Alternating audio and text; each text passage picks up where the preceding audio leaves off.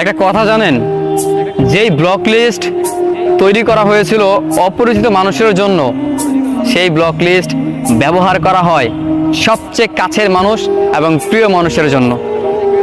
আমাদের পছন্দের মানুষগুলো ব্লক লিস্টে পড়ে থাকে, আর যে অপরিচিত মানুষ যারা, তারা আমাদের লাইফের সাথে সবসময় মিলেমিশে থাকে।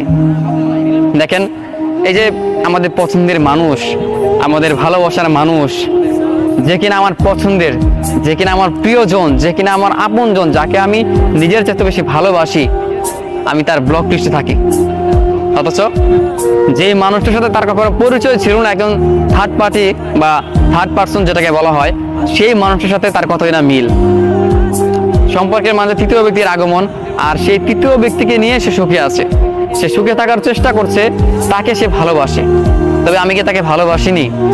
অথচ আমার জায়গা হলো সেই ব্লক লিস্ট।